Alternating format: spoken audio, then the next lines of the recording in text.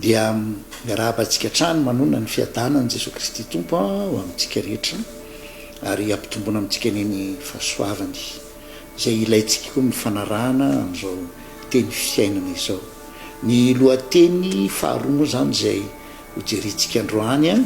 dia ny amin'ny hoe ny asan'ny fanahy masina amin'ny fibebahana, satria miandoha eo moa ny tena fiainana mahazanak'Andriamanitra. Tamin'ny isika teraka tonga dia ety ambonin'ny tany tao amin'ny nofo dia hoe Jesosy Kristy tompo izay ateraky ny nofo dia nofo. Resantsika rampitso sitrapon'Andriamanitra ny amin'ny hoe ny fahateraham-baovao, fa tsy tanteraka ny fahateraham-baovao raha tsy mandalo aloha amin'ny fibebahana. Betsaka nefa ny hevitry ny olona momba ny fibebahana, fa resantsika hoe ahoana marina ny fibebahana araky ny anambaran'ny Baiboly azy. Ny fibebahana dia fitodiana amin'Andriamanitra.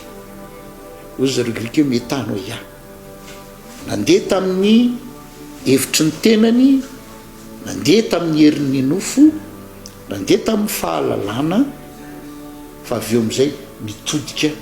amin'Andriamanitra. Zay ny fibebahana. Ohatrany hoe raha mitodika tary dia vadika mitodika nakary, raha nijery ny akandrefana dia lasa mitodika miatsinana. Zay ny fibebahana. Ary raha nitiziny atao hoe fibebahana dia zao lasa mibanjina ny Kristy ilay olona. Io fibebahana io nefa dia zao tsy resaka fiakenkeloka ihany. Ny olona rehetra samy matsapa daholo fa tsy mendrika izy. Dia zay ny hita hoe tamin'ny raha lehilahy sy raha vehivavy voalohany ray aman-drenitsika voalohany, rehefa nanota izy hitantsika fa natsapa ny fitanjahana izy. Fa ny fitanjahana zany dia vokatry ny ota, fa tsy hoe ny fitanjahana ny ota, fa vokatry ny ota ny fitanjahana. Ny fiafenana an'Andriamanitra vokatry ny ota, ny tsy fanatonana n'Andriamanitra fansirana azy vokatry ny ota, ny fihetsika ataon'ny olona,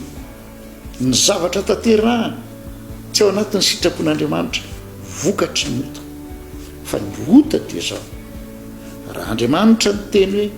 azy nanana ny voan'ilay azo, dia tsy ny aino an'izay feo an'Andriamanitra izay izy, fa ny aino ny feony mianarana ny teny hoe hoany io rehefa mihinana an'io nareo dia ho tahaka an'Andriamanitra.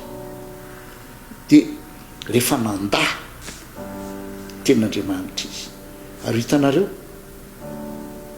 rehefa tena lalinitsika iny tenin' Jesosy Kristy amin'ny Jon 1:20 rehefa ho avy ny fanahy masina izy ny ampiaika an'izao tontolo izao ny amin'ny fahotana. Ino ozy ny fahotana? Dia satria tsy mino azy. Fantatrao moa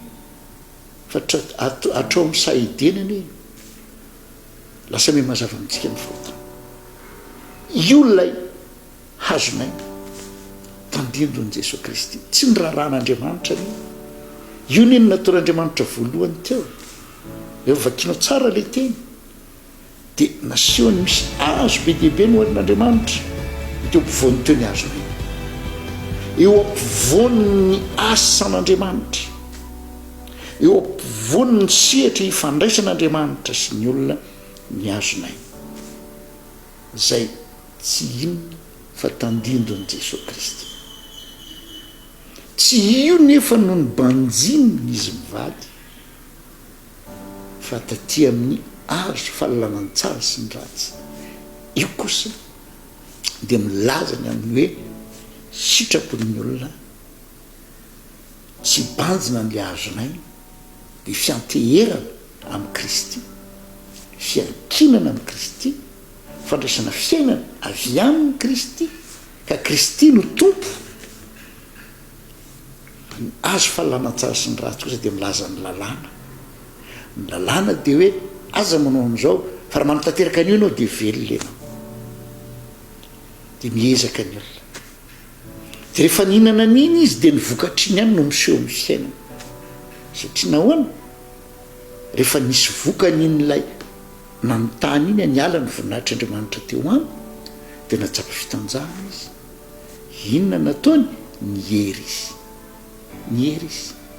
tsy mba nanatona an'andriamanitra izy fa nanjary ny hery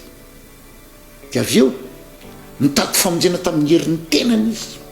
zay le ezaky ny olona ndeha hanao mpivavaka be ndeha hiditra an'izao dia am'izay voavonjy ndeha hanao an'izao ndeha hanompo an'andriamanitra am'izay dia voavonjy ny asa tsy mahavonjy antsika tompoko ndeha tsy andainga tsony ndeha tsy hanao an'izao ndeha tsy hanao an'izao ndeha tsy hanao an'izao hitantsika orina kely io ny fanahy masina sy ny fahafahana paoly dia niteny tsy ny sitra tsy ny tsara izay sitrako no ataoko fa ny ratsy zay tsy sitrako satria atao anatoko ato izy misy lalàna zaho izy dia ota mpanota na namidy ho andevonita iny voan'ny azo fahalalàna sy ny tsara sy ny ratsy iny le voan'ny lalàna nambolena tao amin'ny olona ka na mbola tsy teo ambany lalàna zany olona tamin'izany dia fa nanomboka te hiezaka ho mpankatoa fotsiny ny lalàna nefa tsy manan-kery ahavitan'izany akory dia hitatsika nanjahitra ravina viavy izy anakoho manavitanjany zay le ezaka ataon'ny olona ataovy an'izao manaova an'izao dia zay mahavonjy anareo tsisy azontsika ataony raha misy azontsika atao mahavonjy antsika tsy tonga ty ambony tany ny zanak'andriamanitra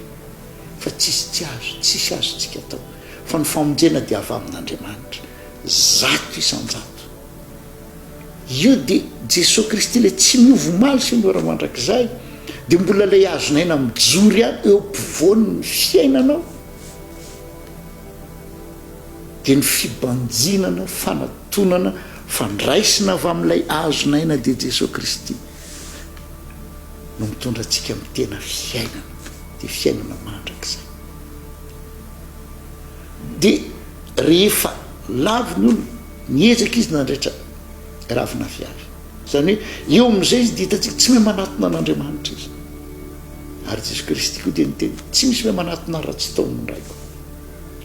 dia ny fanahy masina ny mandresy lahatra hoe fanamelohana ny dia izao efa nataoko teo anoloanao fiainana sy ny fahafatesana efa ny tena mifidiana ny fiainana dia ho velona ianao efa dia mbola tariha amin'ny azo fahalalana ny tsara sy ny ratsy tsy lay azo any ny ratsy fa le safidy tianina fahaleovatena eo anatrehan'andriamanitra hanina n'le atsony hoe volonté propre le safidiko zao satria zay ny heveriko fa mety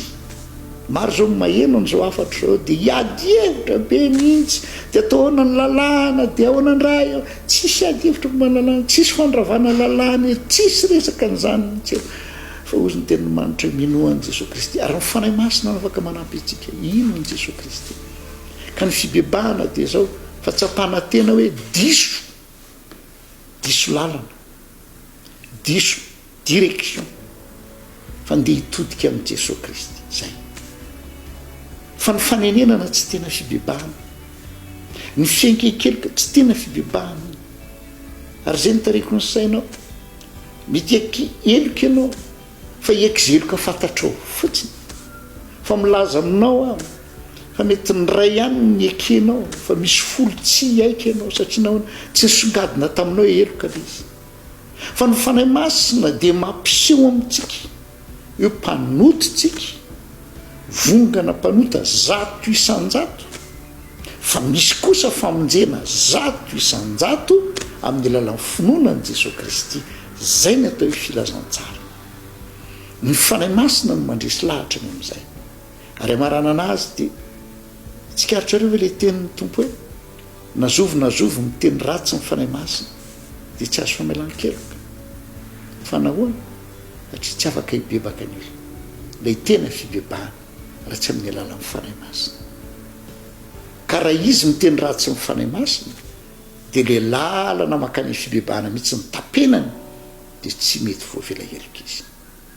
zay mahatonga an'ireo jiosy tamin'ny androny tonga dia tiatany jesosy any inona ny etsony azy manana demoni ianao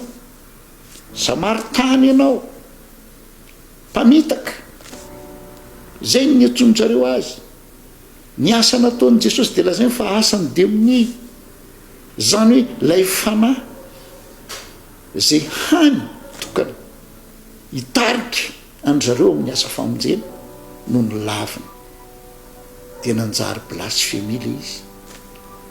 Ianao koa manekeny fanahy masina hiasa ampitodika anao amin'i Jesosy Kristy tompo. Ary ny tena izy mivavaka tokony ataontsika voalohany rehefa hivavaka tsika aoka ny fanahinao Andriamanitra hitarika tsy mahay mandeha irery hatrany am-boalohany io.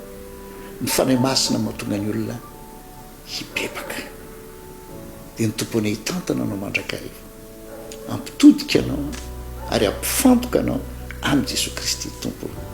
Fa zay ny tena fiandohan'ny fibebahana tamin'ny nonandray azy ary zay koa mbola afanao mandroso